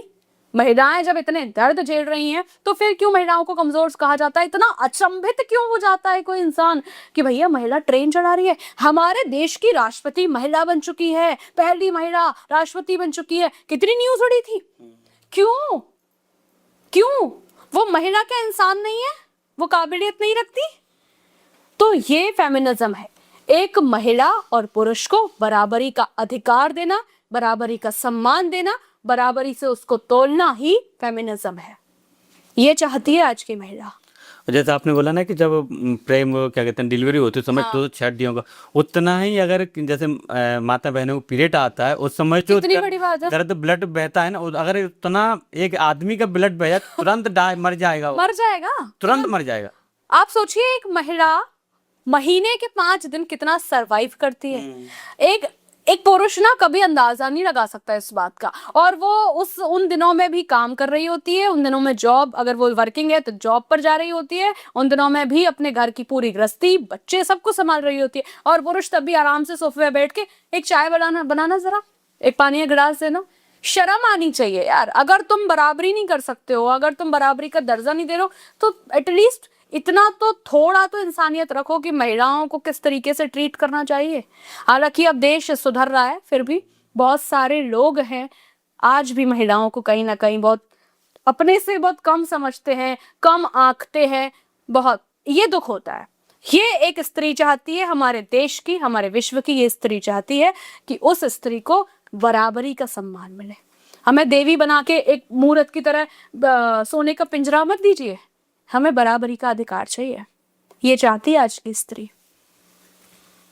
देवी बना के उसको पूछ दिया जाता है, अरे भैया तुम तो देवी हो, तुम क्यों ये काम कर रही हो? तुम क्यों बराबरी की कोशिश कर रही हो? तुम मत करो, तुम तो हमारे धर्म में देवी हो। भाई हम जब तुम्हें देवी वाला सम्मान दे रहे, कौन से सम्मान की बात कर रहे हो? घर में बैठा के पिंजरा बना के उसको कैद कर रहे हो, सम्मान की बात कर रहे हो? ये सम्मान नहीं है। और ऐसा हमें सम्मान चाहिए भी नहीं जहां महिला को आजादी ना हो, बोलने की आजादी, अपने सम्मान की आजादी, अपनी अभिव्यक्ति की आजादी। ये सम्मान नहीं चाहिए हमको। हमें बराबरी चाहिए। जो आप सोच रहे हैं वही दिमाग हमें भगवान ने दिया है, उस दिमाग का यूज करना, हमें वो वाली आजादी चाहिए। क्यों हमारे शब्दों को दबा दिया जाता है? पहले पेरेंट्स के थ्रू, फिर पति के थ्रू, फिर आने वाले बच्चों के थ्रू, क्यों दबा दिया जाता है? तो ये लड़ाई है आज की महिला की, और कोई लड़ाई नहीं है विवेक जी, सिर्फ ये फेमिनिज्म ये है। बहुत जगह हम देखते हैं कि लड़कियां कहती हैं हमें आजादी चाहिए, आजादी चाहिए। वो भी कहना था आजादी आजादी। बहुत तो आपने सही कहा। फिर किस टाइप की आजादी चाहिए? एक्चुअली इसकी आजादी की परिभाषा क्या है फिर? बहुत आपने, जो महिलाएं जिस आजादी को बता के थक चुकी हैं, वो वाला आपने सवाल पूछ लिया। आज मैं बताती हूँ आजादी की डेफिनेशन असल में है क्या। क्योंकि अब समाज ये कहता है कि भैया महिला को चाहिए क्या? हमने दे तो दी उसको काम करने की आजादी, हमने दे तो दी बोलने की आजादी, हमने दे तो दी निकलने की, घर से निकलने की आजादी। परिवार वाले पूछते हैं बेटी तुझे अब और क्या चाहिए? हमने तुझे लड़के की फोटो दिखा तो दी, यही तो आजादी चाहिए। मैं ये पूछती हूँ समाज से, तुम होते कौन हो महिला को काम करने की आजादी देने वाले? तुम होते कौन हो महिला को घर से निकलने की आजादी देने वाले? तुम होते कौन हो उसको ये बताने वाले कि महिला बोल सकती है या नहीं बोल सकती है? क्या आपको कोई बता रहा है कि आपको घर से निकलना चाहिए या आपको काम करना चाहिए? तो महिलाओं को क्यों बताया जा रहा है कि आपको काम करना चाहिए? महिला असल में काम की आजादी, ये सब आजादी नहीं चाहती। महिला चाहती है विवेक जी अभिव्यक्ति की आजादी, कि वो अपने अधिकारों का फैसला खुद ले सके, अपने हक के लिए आवाज खुद उठा सके, अपने जो सोशली, जो मेंटली, जो फिजिकली डिसीजन है वो खुद ले सके। ये आजादी चाहती है। कई लोग आंकते हैं कि भैया हमारी बहू तो काम कर रही है, नौकरी कर रही है, हमने उसको आजादी दे दी। तुम्हारी बहू को तुम आजादी देने वाले कौन हो?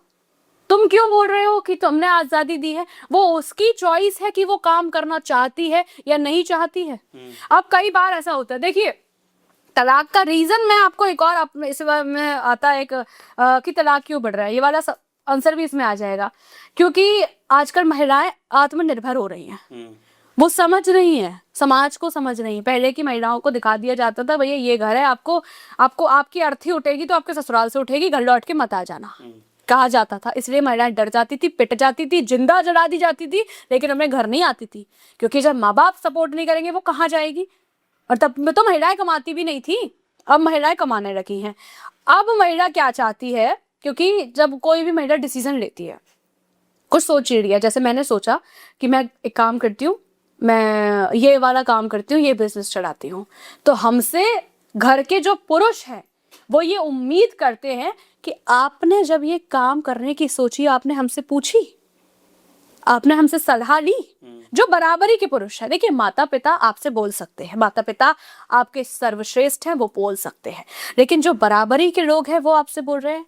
और आपका जो पति है वो तो बराबर है ना, आपका आधा हिस्सा है। तो जब पति कोई नए काम की शुरुआत करता है तो क्या पत्नी से पूछता है? नहीं। तो फिर वो ये उम्मीद क्यों करता है कि पत्नी भी नए काम की शुरुआत करने से पहले पति से पूछे? क्यों? क्या ये मेंटली स्लेवनेस नहीं है तो क्या है? ये मानसिक गुलामी नहीं है तो क्या है कि आज भी महिलाओं को पूछना पड़ता है अपने? देखिए माता पिता को बिल्कुल मैं इसमें ऐड नहीं करूंगी, माता पिता से पूछना चाहिए, हर लड़की को, हर महिला को, हर व्यक्ति को। यहाँ महिला और पुरुष की कोई बात नहीं है, माता पिता से तो पूछना ही चाहिए। लेकिन बाकी के घर के जो पुरुष है वो क्यों उम्मीद करते हैं कि हमारी बहन हमसे पूछ के जाए? बराबरी के जो छोटे भाई है वो भी उम्मीद करते हैं कि हमारी बहन हमसे पूछ के जाए। भाई छोटे भाई हो तुम पूछ रहे हो अपनी बड़ी बहन से, तुम जा रहे हो तो तुम पति हो उसके, तुम पूछ रहे हो, तुम बता के जा रहे हो, महिलाओं से क्यों उम्मीद कर रहे हो फिर? तो ये आजादी चाहिए, मानसिकता मतलब मेंटली उसको फ्रीडम चाहिए, सोशली फ्रीडम चाहिए, फिजिकली फ्रीडम चाहिए कि अपने वो सामाजिक मुद्दों पर खुद बोल सके। अपने आत्मनिर्भरता, अपनी आत्म सुरक्षा, अपने आत्मसम्मान की आजादी एक महिला को चाहिए। अपनी अभिव्यक्ति की आजादी, अपने हक में फैसले लेने की आजादी महिला को चाहिए। ये आजादी चाहिए। अपने हिंदुस्तान और भारत की हम बात करें, महिलाओं के लिए आज भी क्या चैलेंजिंग है? सोसाइटी सबसे ज्यादा चैलेंजिंग सोसाइटी है, क्योंकि सोसाइटी में सब कुछ आ जाता और ये कभी चेंज भी नहीं हो सकता। आई थिंक चेंज हो रहा है, बहुत कुछ हो रहा है। अब आप सोचिए पहले के जमाने की महिलाएं और आज की महिलाएं, आप खुद अंतर देख पा रहे हैं। और ये चेंजेस भी इसलिए हो रहे हैं क्योंकि महिलाएं अपने लिए लड़ रही हैं, अपने हक की लड़ाई लड़ रही हैं। पहले की महिलाएं घूंघट में पूरा जिंदगी निकाल देती थी, लड़ती नहीं थी, आवाज नहीं उठाती थी। लेकिन आज महिलाएं लड़ रही हैं, सशक्त हो रही हैं, और ये देखकर बहुत खुशी होती है हम महिलाओं को सबसे ज्यादा, क्योंकि चैलेंजिंग सोसाइटी होती है एक महिला के लिए। उस सोसाइटी में आपकी फैमिली भी आती है, आपका पति भी आता है, आपके समाज के लोग तो आते ही हैं, आपका जो एटमॉस्फेयर है वो भी आता है। तो सोसाइटी सबसे ज्यादा चैलेंजिंग है। देखिए उदाहरण अगर मैं पेश करूं, घर में अगर हम कुछ बोल रहे हैं तो माँ बाप से हेजिटेशन होता है, पहले माँ बाप से डर लगता है। सबसे बड़ा फेस तो पहले पिताजी और माताजी को कि मैं मम्मी पापा से परमिशन लूं कि नहीं लूं, कैसे बोलूं मम्मी पापा से परमिशन लेने के लिए। उसके बाद थोड़ा बाहर निकलिए, चाचा ताऊ क्या कहेंगे, रिश्ते नाते क्या कहेंगे। उसके बाद और सोसाइटी में आइए, आस पड़ोसी क्या कहेंगे, पड़ोस के लोग क्या कहेंगे। माँ बाप यही तो सबसे ज्यादा बोलते हैं, भैया हम तो तुझे परमिशन दे देंगे, लेकिन बेटा हमारी सबसे बड़ी दिक्कत है ये समाज क्या कहेगा, हमारी सबसे बड़ी दिक्कत है परिवार वाले क्या कहेंगे। ये सोसाइटी सबसे ज्यादा चैलेंजिंग और सबसे बड़ी एनिमी यानी कि दुश्मन बन चुकी है एक महिला के।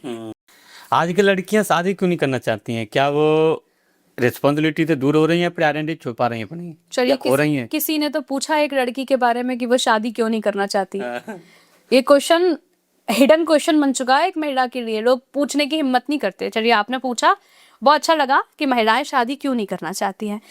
महिलाएं शादी इसलिए नहीं करना चाहती हैं विवेक जी, क्योंकि उन्हें जीरो से शुरुआत करनी पड़ती है। उन्हें जीरो से शुरुआत करनी पड़ती है, इसलिए एक महिला आजकल शादी नहीं करना चाहती है। उस महिला को ना तो अपनी आइडेंटिटी खोने का हक है। आइडेंटिटी क्यों खोएगी? आप एक बात समझिए, आपके अंदर जो कला है वो कला तो आपके मरते दम तक साथ है ना, तो आपकी आइडेंटिटी नहीं खोएगी। आपका कोई काम, मुझे लगता है कि आपके अंदर जो हुनर है उसको कोई नहीं मार सकता, लेकिन सबसे ज्यादा जो महिला अगर डरती है वो डरती है सिर्फ और सिर्फ जीरो से शुरुआत करने में। क्योंकि एक पुरुष को किसी और घर में जाके अपने आप को वहाँ सरवाइव नहीं करना पड़ता, चैलेंजेस फेस नहीं करने पड़ते एक महिला को। अब जैसे मेरा उदाहरण ले लीजिए। अब आप लोग तो मेरा काम समझते हैं, मेरा काम क्या है, मुझे घर से निकलना भी होता है रिपोर्टिंग के लिए, मुझे बहुत सारे मेल कलीग से भी बात करनी पड़ती है। लेकिन मेरी शादी होगी, मैं जब किसी घर में जाऊंगी, मुझे 6-7 महीने तो ये समझाने में उन लोगों को लगेंगे कि ये मेरा काम है, इस पे आप मुझे मत रोकिए। इस वजह से आज की महिलाएं शादी नहीं करना चाहती। सबसे बड़ा रीजन है कि उन्हें जिस काम के लिए वो लड़ती आई हैं, झगड़ती आई हैं और जिस काबिलियत पे वो पहुंच चुकी हैं, उन्हें दूसरे घर जाके वो जीरो से शुरू करना पड़ता है। ये डर आज की महिलाओं में बस चुका है, क्योंकि अब है ही नहीं अंडरस्टैंडिंग। ससुराल वाले तो हम चेंज नहीं कर सकते ना, इसलिए ये डर बहुत बढ़ता जा रहा है। और देखिएगा विवेक जी, आगे चल के 45% शादी होना बंद हो जाएंगे, ये गारंटेड है। क्योंकि आजकल तलाक के जो वो बढ़ रहे हैं, दायरे बढ़ रहे हैं, तलाक के जो मामले बढ़ रहे हैं, केसेस, और घर टूटने के, एक्स्ट्रा मैरिटल अफेयर्स के, ये सब जो मामले बढ़ रहे हैं ना, उसके अनुसार आगे चल के 45% शादी होना ही बंद हो जाएगी। लोग अकेले रहना खुश होंगे। जब एक लड़की अकेले कमा रही है, अपने खर्चे उठा रही है, अपने माँ बाप के भी खर्चे उठा रही है, पूरे परिवार की, फैमिली के खर्चे उठा रही है, तो फिर मनुष्य की उसके जीवन में जरूरत क्या है? मतलब पुरुष की उसके जीवन में जरूरत क्या है? कोई जरूरत नहीं है। एक शादी करके बच्चे पैदा करना, मुझे नहीं लगता कि यही एक प्रायोरिटी है। नहीं, अगर आप अपनी जिम्मेदारियों का, अपने परिवार का, अपने खुद के माता पिता की जिम्मेदारियों का निर्वहन करते हैं, उनके बुढ़ापे का सहारा भी आजकल लड़कियां बन रही हैं। बिल्कुल। तो बताइए क्या जरूरत है? तो कोई दारू पी के पड़ गया। और मैं ये मान रही हूँ, लड़के नहीं भी छोड़ के जा रहे हैं। जिन माँ बापों के लड़के ही नहीं होते हैं, सिर्फ लड़कियां होती हैं, वो भी तो अपने माता पिता का बुढ़ापे का सहारा बन रही है ना। कोविड में आप देखिए, कोविड में कितनी लड़कियों ने अंतिम संस्कार किए, लेकिन हमारे तो ये रीति थी नहीं ना। फिर क्यों सोसाइटी ने एक्सेप्ट किया? क्यों एक्सेप्ट किया कि लड़कियां अंतिम संस्कार कर सकती हैं? सोसाइटी अपने नियम खुद बनाती है। कोविड में कोई किसी को छूने को राजी नहीं था, तो ये एक्सेप्ट कर लिया कि भैया उसकी लड़की ने खुद अंतिम संस्कार किया है। तब तुम सोसाइटी हो, तुम समाज की बातें करते हो, तुम क्यों नहीं गए तब? क्योंकि तुम्हें मरने का डर था। तब तो तुमने एक्सेप्ट कर लिया। तो आगे चल के यही होने वाला है, कोई लड़की शादी नहीं करेगी। अब मैंने बहुत सारे आपकी वीडियो देखे कि आप एक कंटेंट क्रिएटर हैं और आप धर्म की बातें करते हैं जी। तो बहुत सारे लोग आपको बोलते हुए कि आप एक तरफा धर्म की बात करते हैं, वो क्या है फिर आपका? देखिए, आपने बहुत कमेंट पढ़े होंगे, मैं मानती हूँ। बहुत मुझे कमेंट्स आते हैं, बहुत सारे तो अब्यूज मुझे मैसेज आते हैं। लोग गालियां बकते हैं कि आप एक तरफा बात करती हैं, धर्म की बात करती है, धर्म की। मेरा उन लोगों से, देखिए, मैं रिप्लाई तो किसी का नहीं करती हूँ, लेकिन मैं आपके पॉडकास्ट के माध्यम से ये पूछना चाहती हूँ कि मैं क्यों ना बात करूँ अपने धर्म की? क्यों ना बात करूँ? जिस कुल में मैंने जन्म लिया है, मैं उस कुल की बात ना करूँ? उस कुल के पक्ष में मैं बात ना करूँ? क्यों ना करूँ? मैं तो करूंगी। और सबसे बड़ी बात है कि लोग ये तो देख लेते हैं कि मैं अपने धर्म के पक्ष में बात कर रही हूँ, अपने रिलीजियन के पक्ष में बात कर रही हूँ, लेकिन लोग ये नहीं देखते कि मैं किसी की बुराई नहीं करती हूँ, मैं किसी धर्म की आलोचना नहीं करती हूँ। विवेक जी, मेरे लिए, मैंने पहले भी कहा था, मेरे लिए सारे धर्म सम्माननीय है, लेकिन अपना धर्म सर्वोपरि है, सर्वश्रेष्ठ है। और मैं चाहती हूँ कि जो युवा जनरेशन है वो सीखे असली मतलब धर्म का। सबसे बड़ी बात यह है, इसलिए ज्यादातर मैं वीडियोस बनाती हूँ, वो मैं अपने हिंदुत्व, सनातन संस्कृति के बारे में बनाती हूँ, और मैं चाहती हूँ कि लोग सुने और जागें। जितना जल्दी जागेंगे, मुझे लगता है उतना जल्दी बेहतर होगा। एक व्यक्ति की जिंदगी में रिलीजन कितना इम्पोर्टेंट है? उसका धर्म, उसका कलर, उसकी संस्कृति कितना इम्पोर्टेंट है? बहुत इम्पोर्टेंट है। मुझे लगता है कि जीवन से लेके मरण तक एक व्यक्ति की जिंदगी में उसका धर्म, उसकी संस्कृति, उसके संस्कार बहुत ज्यादा ज़रूरी है, महत्वपूर्ण है। उसका रीज़न ये है कि अगर आप जन्म लेते हैं तो आप, एक हमारा ही धर्म है कि जन्म लेने के बाद पूजा पाठ संस्कार किए जाते हैं, नामकरण संस्कार होता है, ज़रा सा नाम रखने में इतना बड़ा आयोजन किया जाता है। आप समझिए कितना बड़ा है हमारा धर्म, कितनी बड़ी संस्कृति है। तो जन्म जो हमारा बच्चा लेता है, नामकरण संस्कार, मरता है, कितने बड़े बड़े संस्कार होते हैं। तो कितना जरूरी है अपने धर्म को जानना, कितना जरूरी है अपने धर्म से जुड़ना। अगर हम माथे पर लाल चंदन लगा रहे हैं तो उसका महत्व है, सिर्फ शो के लिए नहीं लगा रहे। अगर हम माथे पर येलो कलर का चंदन लगा रहे हैं, लाल रोली लगा रहे हैं, ब्लैक कलर का लगा रहे हैं, तो सबके अलग अलग मतलब है। इस वजह से धर्म को जानना, धर्म के प्रति जागरूक होना बहुत जरूरी है। और जो मुझे लगता है कि अगर हमने हिंदू धर्म में जन्म लिया है तो हम कितने सौभाग्यशाली हैं। उस धर्म में जन्म लिया है जिस धर्म से ये सृष्टि चलती है। कहते हैं कि सनातन धर्म सबसे सर्वश्रेष्ठ है, उद्गम है हमारी सृष्टि का।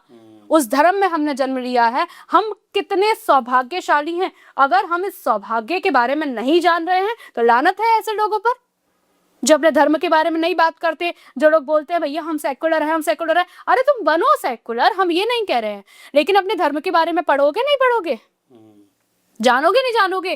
क्योंकि आने वाले समय में जब हम ही अपने धर्म के बारे में नहीं सिखाएंगे, हम अपने बच्चों को क्या बताएंगे। हमने क्या पढ़ा अपने धर्म के बारे में, क्या जाना अपने धर्म के बारे में। मुझे लगता है कि मैं अब तक अपने धर्म के बारे में कुछ नहीं जान पाई हूँ, कुछ भी नहीं, क्योंकि हमारा धर्म अनंत है, उसका कोई आदि और अंत नहीं है। हम उसके सूक्ष्म जान रहे हैं, छोटे छोटे कण जान रहे हैं अभी।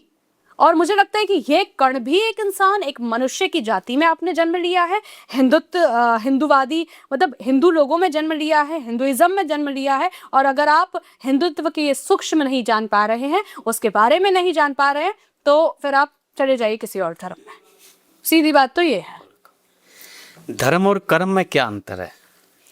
धर्म और कर्म में अंतर है, दोनों समान है, मतलब एक सिक्के के वही दो पहलू हैं। कर्म धर्म मतलब एक्चुअली हमको कर्म बाद में आता है, धर्म पहले आता है। लोग कहते हैं कि आप कर्म करिए, फल की चिंता मत करिए, और कर्म ही सर्वश्रेष्ठ है, कर्म ही पूजा है। मैं नहीं मानती इस बात को।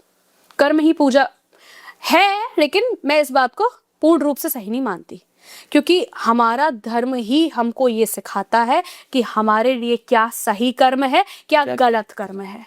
जब तक हम अपने धर्म को नहीं जानेंगे तब तक हम अच्छे से कर्म ही नहीं कर पाएंगे। तो मैं इस बात को बिल्कुल नहीं मानती हूँ कि कर्म ही पूजा है। धर्म भी अपना लेके चलो जब आप मानोगे। अब आप एक चीज बताइए, हमारे धर्म में रावण को मारना सिखाया गया है, रावण को गलत ठहराया गया है, ये हमें कैसे पता? वो धर्म ने सिखाया, धर्म ने तो सिखाया। कंस के बारे में क्यों नहीं अच्छा बता दिया कि कंस राजा था, कंस ये था, कंस बहुत महान था, क्यों नहीं लोग बोलते? क्योंकि ये धर्म ने तो सिखाया हमारे। तो धर्म ही सिखाता है कि आपको क्या कर्म करने चाहिए, क्या नहीं करने चाहिए, तब आपको उन कर्मों का फल मिलेगा आपके धर्म से सीखे हुए कर्म के अनुसार। इसलिए मुझे लगता है धर्म बहुत बहुत जरूरी है, उसके बाद कर्म जरूरी है। जैसे आपने यही एक्चुअली यही मेरा मानना है कि एक मानव भाव से मेरी बात हुई कि बोले कि वो कर्म करो। मैंने कि भाई साहब कर्म क्यों करना, जिस धर्म में आपने जन्म लिया है वो अपने आप कर्म का बता देगा कि क्या कर्म है, क्या धर्म है। तो बोले कि नहीं मैं नहीं मानता। तो मैंने कि आपने पिताजी को पैदा किया है, पिताजी ने आपको पैदा किया है। सही तो ये क्या बात हुई? मैंने भाई क्या धर्म ही तो बता रहा है कि क्या कर्म है। बिल्कुल, अगर आपका कर्म बता देगा ये धर्म है, नहीं धर्म बताएगा कि क्या कर्म है हमारे। हम चींटी नहीं मान रहे, चींटियों का झुंड है, आप निकल जाइए उस पर। हम नहीं निकल पाएंगे, क्योंकि हम बचपन से अपने धर्म के बारे में जानते हुए आ रहे हैं कि बेटा चींटी मारना पाप होता है। तो पाप क्या है यहाँ पर? पाप हमारे भाव है, हमें तो नहीं पता ना। देखिए ये पाप है, ये पुण्य है, ये पाप है, हमें प्रोडक्ट तो नहीं बताया जा रहा ना, हमें भाव बताया जा रहा है कि बेटा पाप क्या होता है और पुण्य क्या होता है। तो अगर चींटियों का वहां झुंड है तो हम निकल नहीं सकते। ये हमारा धर्म हमें सिखाता है कि उस पर से निकलना मत, ये आपका कर्म है कि आप रुक रहे हैं। तो सबसे पहले धर्म फॉलो कीजिए, कर्म आप खुद ही सीख जाएंगे क्या अच्छा है क्या बुरा है। जो आपने इतनी बहुत चर्चा की और बहुत अच्छा लगा, जो यंगस्टर हैं हमारे, जो माताएं बहनें हैं, ये सबके लिए आई थिंक कि लड़कों को ये पॉडकास्ट देखना चाहिए। बिल्कुल बिल्कुल देखना चाहिए। एक लड़की की इज्जत करना उसका एक स्वाभिमान होता है। देखो पैसा से, जैसे आप बीच में बात भी हुई थी कि मैंने बोला था प्यार जरूरी है, अपने पैसा, तो आपने बोला कि एक बार को चलो मान लेते हैं कि पैसा कब तक काम, मतलब प्यार कब तक, फिर कहीं ना कहीं प्यार भी काम आएगा। बट क्या कहते हैं, इस पॉडकास्ट को कोई देख लेगा, कोई लड़का या कोई लड़की, तो आई थिंक कि वो इससे समझ पाएगा कि क्या एक लड़कियों को चाहिए, एक लड़कों को क्या चाहिए। तो अब मैं आपसे जानना चाहूँगा कि जो इस पॉडकास्ट को देख रहे हैं और देखा है उन्होंने, तो उनके लिए आप क्या मैसेज देना चाहेंगे? देखिए, मेरा साधारण सा उद्देश्य ये है कि जितना भी आज चर्चा हुई है, जितनी भी वार्तालाप हुई है, वो असल में लड़कों के लिए ही है। अगर जितनी भी बातें महिलाओं के ऊपर हुई है, वो महिलाओं के लिए तो है ही नहीं ना। वो महिला तो है ही, महिला तो सोचती ही यही है। वो असल में मेरा एक मैसेज है छोटा सा उन लड़कों के लिए जो ये पॉडकास्ट देख रहे हैं। कृपया करके मेरी हाथ जोड़कर विनती है कि आप समझिए आपकी महिला पार्टनर आपसे क्या चाहती है, और यही दूसरी तरफ लड़कियों से भी मेरी विनती है कि वो भी समझे कि आपका मेल पार्टनर आपसे क्या चाहता है। और बात आती है धर्म की, तो धर्म तो एक ऐसा टॉपिक है, जितने भी सनातनी मेरे भाई बहन है वो सब इस पॉडकास्ट को देख रहे हैं, सुन रहे हैं, उनसे मेरी छोटी सी विनती यही है, गुजारिश यही है कि अपने धर्म को प्रचार प्रसार करिए, वो गलत नहीं है। अपने धर्म का झंडा लेके चलिए, नारे लगाइए, वो गलत नहीं है, लेकिन अपने धर्म को पहचानना बहुत जरूरी है। अपने धर्म को पहचानिए और जानिए कि हमारा धर्म हमें क्या अच्छे कर्म सिखाता है, क्या गलत कर्म सिखाता है, हमारा धर्म क्या सिखाता है, क्या पुण्य है, क्या पाप है। अपने धर्म को पहचानिए, जानिए और उस पर अमल करिए। तो आप सभी ने आयुष जी का बहुत अच्छा पॉडकास्ट लगा होगा आपको ये, आई थिंक। तो इसको लाइक करें, कमेंट करें, शेयर करें और इसको सब्सक्राइब भी करें, जिससे हम कुछ ऐसी बात लिखें समाज में जिससे समाज का कुछ ना कुछ भला हो। और मैं आप सभी को बता दूं कि ये पॉडकास्ट जब मैंने स्टार्ट किया था, आई थिंक मेरे को बोलना नहीं आता है, मैं अभी सीख रहा हूँ, बिगिनर हूँ। बिल्कुल नहीं, मुझे लगता है कि हर कोई, अगर आप बैठे हैं माइक लेके ना, तो आप बहुत अच्छा बखूबी बोलना जानते हैं, क्योंकि माइक पकड़ने की हिम्मत भी नहीं आ पाती लोगों में विवेक जी, पैर कांपते हैं स्टार्टिंग में। तो अगर आप बैठे हैं उस चेयर पर, तो मुझे लगता है आप बहुत ज्ञानी है, बहुत अच्छा बोलना जानते हैं। ये आपका बड़प्पन है, मेरे में कोई ज्ञान नहीं है, अज्ञानी हूँ मैं, तो मैं सीख रहा हूँ। जब तक उस मूर्ति में प्राण प्रतिष्ठा नहीं है विवेक जी, वो मूर्ति केवल मूर्ति है, उसे हम भगवान के रूप में नहीं पूछ सकते। लेकिन हमारे जो मंत्र हैं, उन लोगों को ये समझना चाहिए कि हमारे जो मंत्र हैं उनमें इतनी शक्ति है कि वो मूर्ति को भगवान बना सकते हैं। इसलिए प्राण प्रतिष्ठा जरूरी है। भगवान का साक्षात भगवान तो नहीं आएंगे, लेकिन उन मंत्रों के जरिए भगवान अपनी शक्ति थोड़ी सी उस मूर्ति में डाल देंगे, जिस वजह से वो भगवान रूपी मूर्ति बन जाएगी। बिल्कुल। पत्थर एक बार मंदिर जाता है भगवान बन जाता है, और इंसान हर रोज मंदिर जाता है फिर भी पत्थर बन जाता है। एक नारी अपने बच्चे को जन्म देने के लिए अपने शरीर सुंदरता गवाती है, वही बेटा एक नारी के चक्कर में अपनी माँ को भूल जाता है। हम जीवन में सब जगह जीत जाते हैं, लेकिन फूल वाली दुकान पर जाके कहते हैं कि हार चाहिए। यही जीवन की वास्तविकता है कि हम भगवान से जीत नहीं सकते। नहीं, भगवान से तो जीतना तो मुश्किल, हम कंपैरिजन भी नहीं कर सकते। हम तो मिट्टी हैं, हम तो कठपुतली हैं भगवान की। मेरे को तो ये लगता है कि जो लोग भगवान से तुलना कर रहे हैं वो कितने मूर्ख हैं, कितने बेवकूफ हैं जो भगवान से तुलना कर रहे हैं। वो तो हंसी आती है उन लोगों पर। तो बहुत बहुत धन्यवाद आपका। हरे कृष्णा। मिलेंगे, हरे कृष्णा, जय श्री राम आप सभी को। जी जी, मिलेंगे किसी दूसरे पॉडकास्ट में। जब तक के लिए हरे कृष्णा।